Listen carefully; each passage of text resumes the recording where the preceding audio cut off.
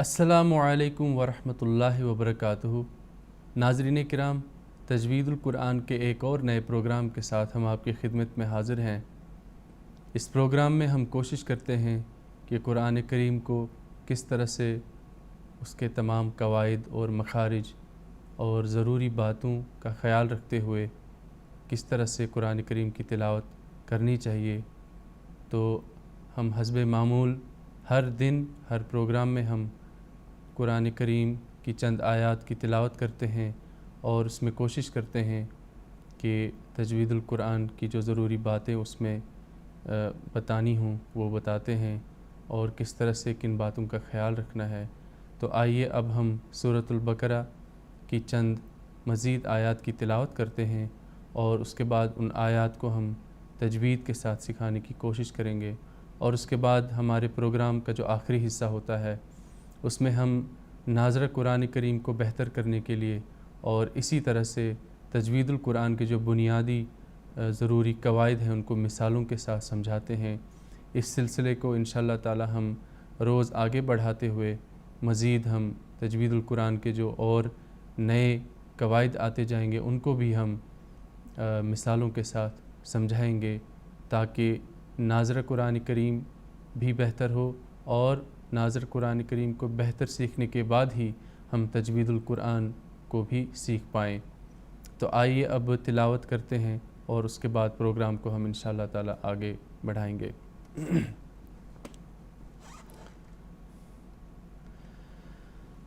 اعوذ باللہ من الشیطان الرجیم،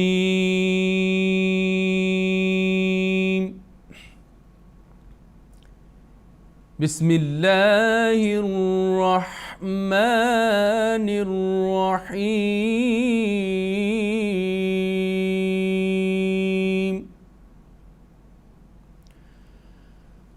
قل من كان عدوا لجبريل فإنه نزله على قلبك بإذن الله مصدقا لما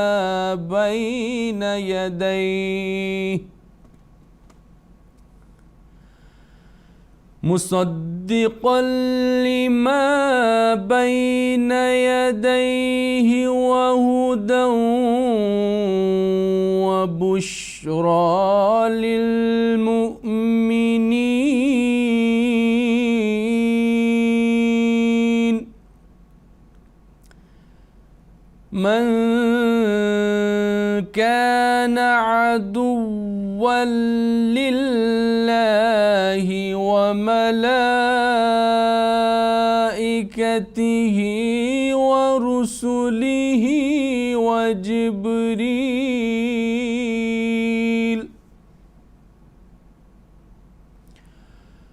وجبريل وميكال فإن الله عدو للكافرين۔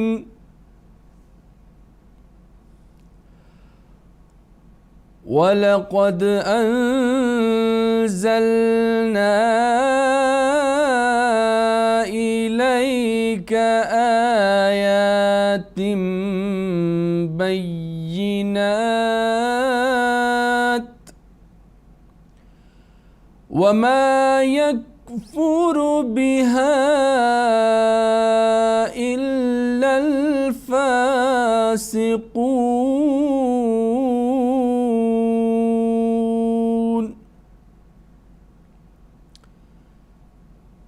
أَوَكُلَّمَا عَاهَدُوا عَهْدًا نَبَذَهُ فَرِيقٌ مِّنْهُمْ بَلْ أَكْثَرُهُمْ لَا يُؤْمِنُونَ۔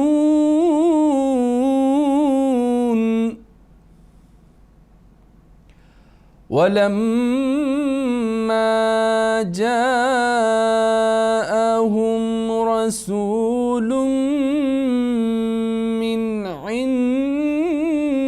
الله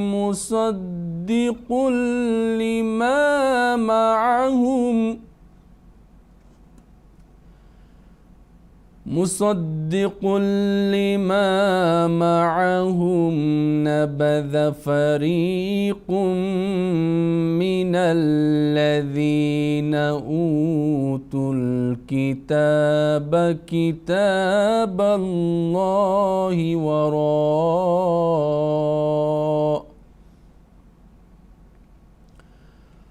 وراء ظهورهم كأنهم لا يعلمون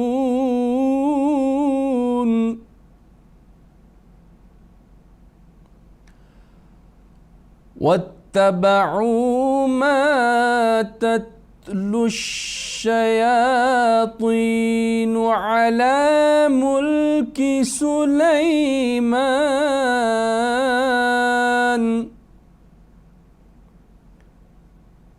وما كفر سليمان ولكن الشياطين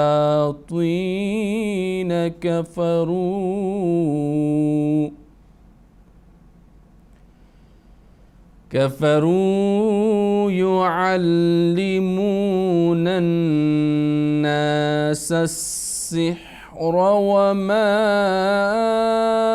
أنزل على الملكين ببابل هاروت وماروت وما يعلمان من أحد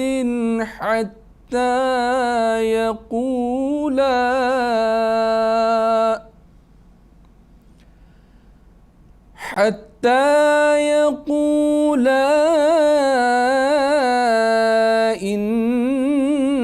إنما نحن فتنة فلا تكفر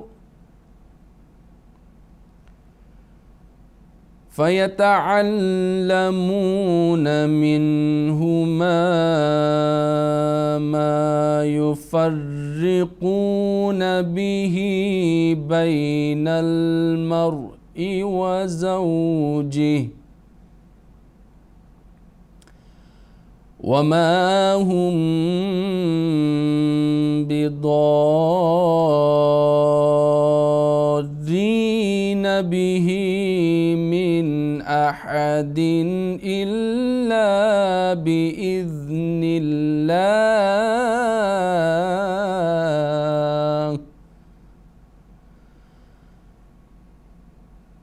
ويتعلمون ما يضرهم ولا ينفعهم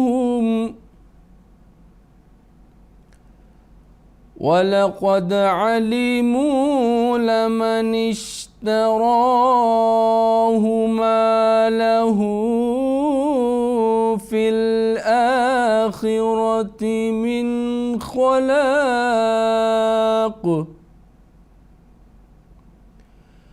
ولبئس ما شروا به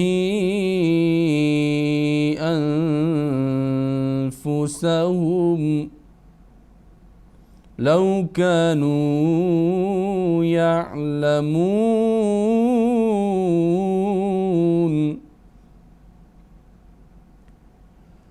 ولو أنهم آمنوا واتقوا ولو أنهم آمنوا واتقوا لمثوبة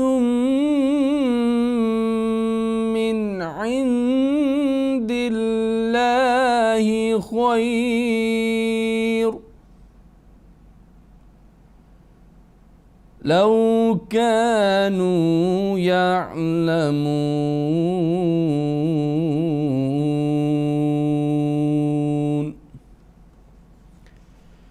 تو ناظرین کرام، اس طرح سے سورۃ البقرہ کے ایک اور رکوع کی ہم نے ترتیل کے ساتھ تلاوت کی ہے۔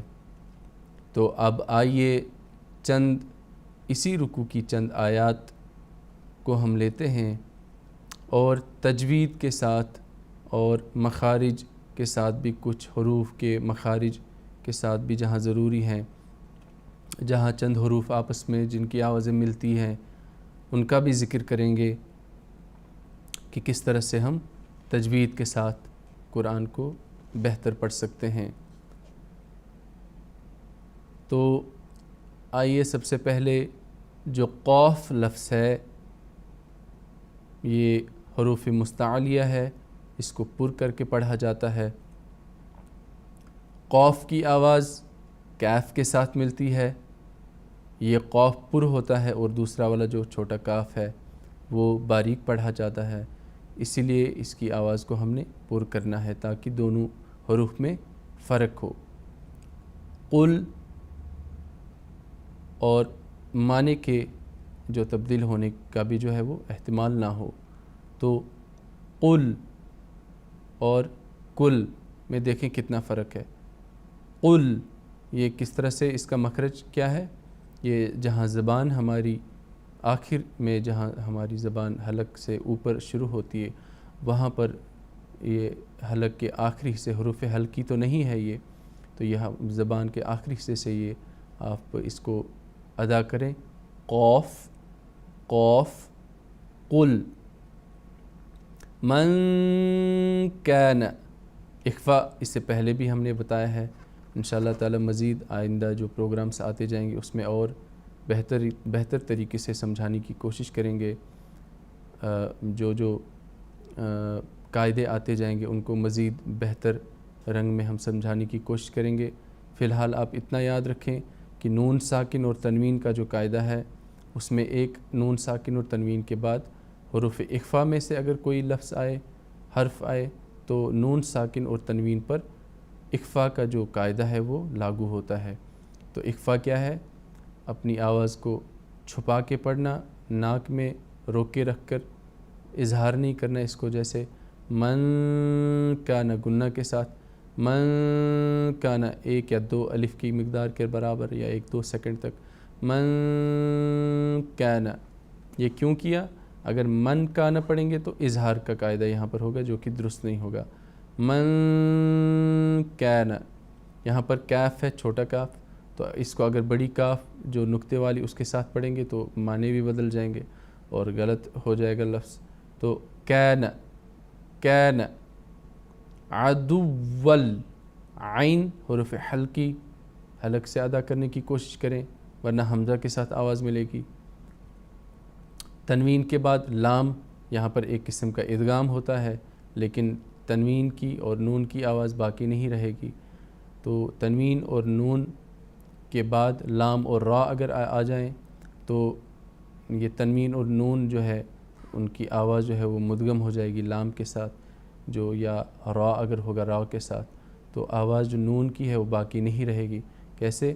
عدول عدول، اور یہاں پر آواز بالکل رکے گی بھی نہیں، لیکن ایک قسم کا یہ ادغام ہی ہے۔ عدول لجب، پھر ہم نے کیا کرنا ہے؟ تشدید کی بھی کوشش کریں کہ لام مشدد ادا ہو، اور با جو ہے یہاں پر، با حروف کس قاعدے کا، کون سا قاعدہ یہاں پر لاگو ہوتا ہے؟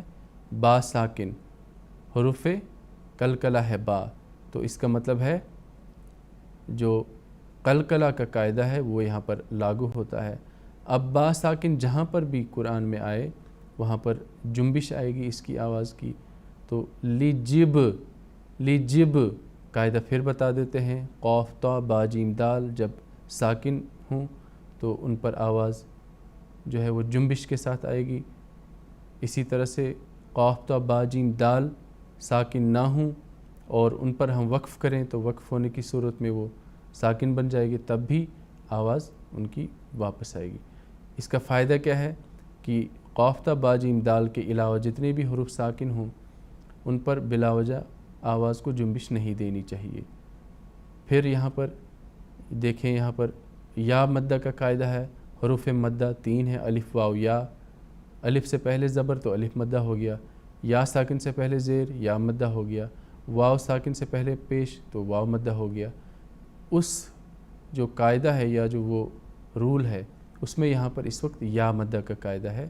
یا مدہ، مد کا مطلب ہے آواز کو لمبا کر کے پڑھنا، تو یہ آواز کو ہم نے کھینچنا ہے یہاں پر 1 یا 2 الف کے برابر۔ جبریل، جبریل، تو بعض دفعہ جو ہے وہ 2 الف کے برابر بھی کھینچنا پڑتا ہے، جیسے جو حرف کے جو معنی ہیں وہ ظاہر ہوں، جیسے لا ہے، لا ریب میں لا کا مطلب نہیں ہے تو اس کو لا اچھی طرح سے لمبا کر کے پڑھیں گے، وہ الف مدہ کا قاعدہ ہے۔ اسی لیے مد کا جو قاعدہ ہے بہت ہی ضروری اور بہت باریک قاعدہ ہے، یہ یہاں پر سب سے زیادہ لوگ غلطی کرتے ہیں۔ اب آئیے چلتے ہیں آگے۔ لام کے اوپر فتح ہے، اس کو فتح ضمہ کسرہ زیر زبر پیش کو کہا تھا کہ بالکل یہاں پر جلدی سے گزرنا چاہیے، تو یہ لام زبر جو لا ہے اور فا زبر فا، یہ دونوں ملیں گے۔ پھر کس طرح سے؟ جبریل فإن، کس طرح سے ملانا ہے کہ بیچ میں بالکل آواز کو ڈھیلا نہیں چھوڑنا، اور یہ ان کی آواز جو ہے آپس میں ملنے کا جو مفہوم ہے وہ اس معنی میں ہے کہ لا اور فا کی آواز کو جوڑنا ہے اور بیچ میں آواز کو ڈھیلا نہیں کرنا ہے۔ جبریل فإنہ، کئی پڑھتے ہیں جبریلا فإنہ، تو ڈھیلا کر دیا، لمبا کر دیے آواز کو، تو غلطی ہوگی۔ جبریل فإنہ، یہی غلطی کس میں ہوتی ہے؟ زیر میں بھی اور پیش میں بھی، یعنی فتح ضمہ کسرہ میں بھی لوگ آواز کو لمبا کر کے پڑھتے ہیں، مطلب مد کی طرح، جو کہ غلط ہے۔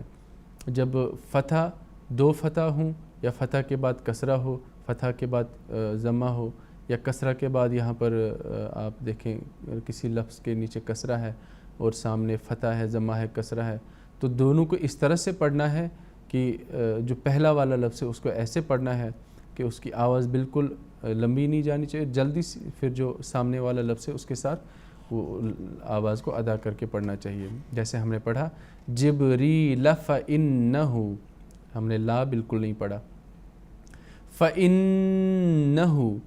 اب پھر دیکھیں آپ، نون مشدد، نون اور میم مشدد حروف گنہ دونوں بار بار ان کا ذکر ہو رہا ہے کہ یہ حروف گنہ ہیں، تو ان پر آواز کو روکے رکھنا چاہیے اور ناک میں اپنی آواز کو 1-2 سیکنڈ تک یا 1-2 الف کی مقدار کے برابر روک کے رکھنا چاہیے۔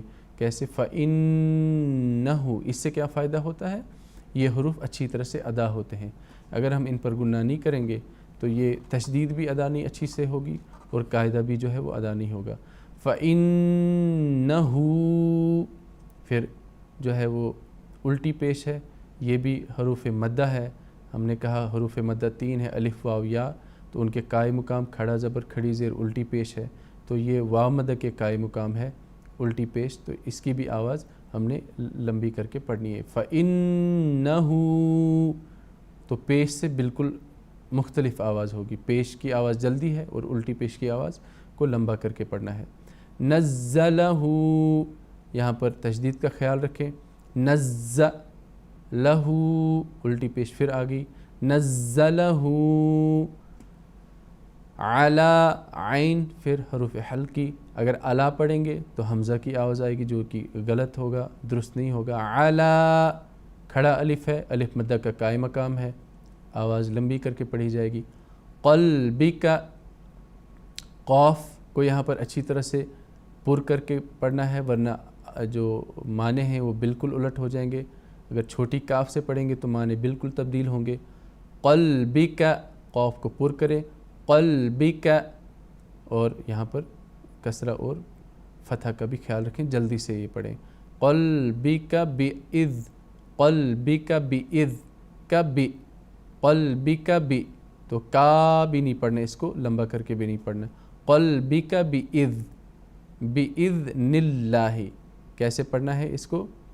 ذال کو بالکل نرم آواز کے ساتھ، جو زا ہے وہ سخت پڑھا جاتا ہے، بإذ، تو یہاں پر لوگ غلطی کرتے اس کو زے کی آواز سے بھی پڑھتے ہیں.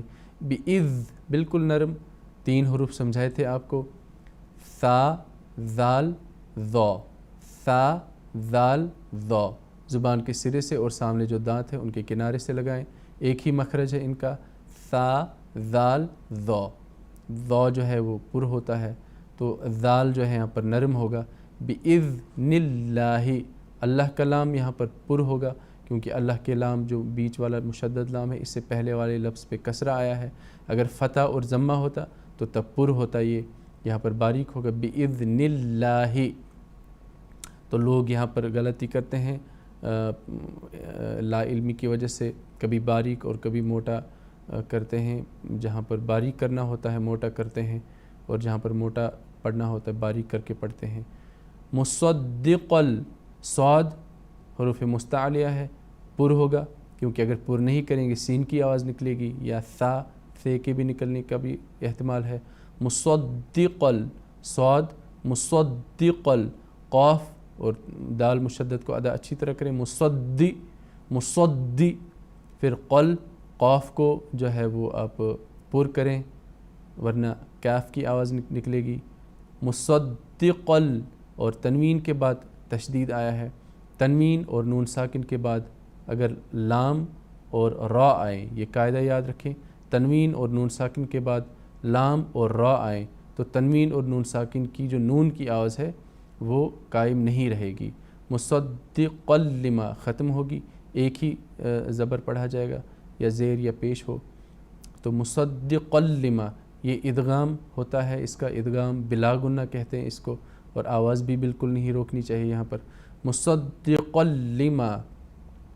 یہاں پر آپ دیکھیں الف مدہ کا قاعدہ آ رہا ہے. حروف مدہ 3 ہیں. سب سے پہلا الف مدہ، الف سے پہلے زبر ہو تو الف مدہ ہے، اس کو ہم نے آواز کو لمبا کر کے پڑھنا ہے. مصدقل لما بین. یہاں پر لین کا قاعدہ آ رہا ہے. لین کا مطلب ہے نرمی، نرمی کے ساتھ آواز پڑھنی ہے. حروف لین 2 ہیں، یا اور واو. کیسے لین بنیں گے؟ یا ساکن سے پہلے زبر ہو، واو ساکن سے پہلے زبر ہو تو دونوں حروف لین ہیں. حروف لین کو نرمی سے پڑھیں، نہ جلدی اور نہ لمبی آواز کے ساتھ. کیسے نرمی سے؟ بین. بین بئی کریں گے تو وہ مد میں چلا جائے گا، غلط ہو جائے گا. بین. بین یدیہ. یدیہ میں بھی دیکھیں یا لین کا قاعدہ ہے، یا ساکن سے پہلے فتح ہے تو یا لین ہے، پھر نرمی سے آواز پڑھیں گے. یدیہ. واو کو ہونٹوں کی گولائی سے پڑھیں. وہدوں. تنوین کے بعد واو آیا ہے. تنوین اور نون ساکن کے بعد ینمو کے 4 لفظ آئیں تو تنوین اور نون ساکن کی آواز جو ہے وہ ادغام کے ساتھ پڑھی جائے گی، اور یہاں پر آواز کو آپ گنہ کے ساتھ رو کے رکھ سکتے ہیں 1-2 سیکنڈ تک، 1-2 الف کی مقدار کے برابر تک. وہدوں وبشرا. وہدوں وبشرا. اگر تنوین اور نون ساکن کے بعد ینمو، ینمو کا مطلب ہے یا نون میم اور واو. یا ہوتا تب بھی یہ قاعدہ لاگو ہوتا، میم ہوتا تب بھی یہ قاعدہ لاگو ہوتا، اور نون ہوتا تب بھی یہ قاعدہ لاگو ہوتا. واو ہے، ینمو میں واو ہے تو یہ قاعدہ کیا ہے؟ ادغام مع الغنہ. ہدوں. دیکھیں نون کی آواز باقی رہتی ہے اور ہم غنہ کے ساتھ پڑھ رہے ہیں، اپنی آواز کو رو کے رکھ رہے ہیں. وہدوں وبشرا. فائدہ بھی یہی ہے اس کا کہ یہ حروف ان کی خوبصورتی اسی سے ادا ہوتی ہے. بشرا کو ہم نے کیسے پڑھنا ہے؟ شین کو جنبش بالکل نہیں دینی، جنبش دینی ہے قاف تا با جیم دال جب ساکن ہوں ان پر، باقی اس کے علاوہ جتنے بھی ساکن ہوں جنبش نہیں آنی چاہیے. وہدوں وبشرا. بش کی آواز نہیں آنی چاہیے. وہدوں وبشرا. را حروف جو ہے یہ را یہ پر ہوگا، را کے اوپر کھڑا زبر ہے تو یہ پر ہوگا. بشرا للمؤمنین. یہاں پر حمزہ کے اوپر سکون ہے، مطلب حمزہ ساکن ہے تو آواز جو ہے جھٹکے کی آئے گی، لیکن یہاں پر عموماً کچھ جو پڑھنے والے ہوتے ہیں وہ للمؤمنین پڑھتے ہیں اور وہ سمجھتے ہیں کہ واو کی جو آواز ہے اس کو مد کے ساتھ پڑھنا ہے، حالانکہ مومنین میں واو مدہ کا بنتا ہے، حالانکہ مد کا قاعدہ نہیں ہے، بلکہ حمزہ جو لفظ ہے اس کے اوپر یہاں پر سکون ہے، تو یہ حمزہ کا لفظ یہاں پر آ جاتا ہے، واو بالکل نہیں ہوتا۔ للمؤمنین، للمؤمنین، تو یہاں پر مؤمنین میں کیا ہے آخر میں یا مدہ کا قاعدہ ہے، یا ساکن سے پہلے کسرہ، تو یہاں پر یا مدہ، الف مدہ، واو مدہ، یا مدہ کے آخر پہ اگر ہم وقف کریں گے، رکیں گے، تو ان کی آواز کو مزید لمبا کر کے ہم پڑھ سکتے ہیں۔ تین چوائسز ہیں اس میں، آپ کم کر کے بھی پڑھ سکتے ہیں درمیانی صورت میں، اور آواز کو لمبی کر کے بھی پڑھ سکتے ہیں، جیسے للمؤمنین، اس کو آپ لمبی آواز کے ساتھ بھی پڑھ سکتے ہیں۔ تو ناظرین کرام، ہم نے سورۃ البقرہ کی چند آیات کو تجوید کے ساتھ سکھانے کی کوشش کی ہے۔ اب آئیے چلتے ہیں پروگرام کے آخری حصے کی طرف، جس میں ہم چند مثالوں کے ساتھ چند ضروری قواعد جو ہیں تجوید القرآن کو سیکھنے کے لیے ان کو سیکھیں گے، اور اس کے ساتھ اس پروگرام کا پھر وقت ہو جائے گا۔ تو اب آئیے، ایک قاعدہ ہے جو قاعدہ ہم بار بار ترتیل میں بھی ابھی ہم نے سکھایا ہے، اس قاعدے کو ہم مزید وضاحت کے ساتھ یہاں پر بیان کریں گے۔ تو یہ 11واں سبق آج کا ہے، اس کا نام ہے متحرک حروف کو حروف مدہ کے ساتھ پڑھنا۔ متحرک کہتے ہیں جس پر زیر زبر پیش ہو۔ حروف مدہ آپ کو سمجھایا تھا کہ الف واو یا، اور ان کے قائم مقام کھڑا زبر کھڑی زیر اور الٹی پیش۔ ان کو کیسے ہم پڑھیں گے، سمجھانے کی کوشش کریں گے۔ الف سے پہلے زبر، ابھی میں نے سمجھایا تھا کہ الف سے پہلے زبر یعنی فتحہ، واو ساکن سے پہلے پیش، مطلب واو کے اوپر سکون ہو اس سے پہلے پیش، اور یا ساکن سے پہلے زیر، مطلب یا ہو اس کے اوپر سکون ہو اور اس سے پہلے زیر ہو۔ تو یہاں آواز کو لمبا ہونے دیا جاتا ہے، جیسا کہ ذکر کیا گیا، روکا نہیں جاتا۔ اور عربی میں لمبا کرنے کے مفہوم کے لیے، یعنی آواز کو لمبا کرنے کے مفہوم کے لیے لفظ ہے مد، اس لیے الف واو یا کو حروف مدہ کہتے ہیں، یہ بتایا گیا تھا۔ تو حروف مدہ 3 ہے، الف واو اور یا۔ متحرک حرف کے بارے میں بتایا گیا تھا کہ اس کی آواز کو فوراً روکنا ہوتا ہے، متحرک زیر زبر پیش کو جلدی سے پڑھنا ہوتا ہے، لمبی کر کے نہیں پڑھنی، آواز کو لمبا کر کے نہیں پڑھنا۔ حرف مد اپنے مفہوم اور صفت کے اعتبار سے یہ تقاضا کرتا ہے کہ اس پر آواز فوراً نہ رکے بلکہ لمبی ہو۔ حروف مدہ پر آواز لمبی ہونی چاہیے، لہٰذا حروف مد کو کم از کم 2 حرکات کے برابر وقت دینا چاہیے، یعنی جو حروف مدہ ہے ان کو ہم 1 حرکت یا 2 حرکت کے مقدار کے برابر جو ہے وہ لمبا کر سکتے ہیں۔ مثلا متحرک حرف کو پڑھتے ہوئے اگر اتنا وقت صرف ہوتا ہے جتنا ایک نقطہ لگانے میں، تو حرف مد کو کم از کم اتنا وقت دیا جائے جتنا 2 نقطے لگانے میں صرف ہوتا ہے۔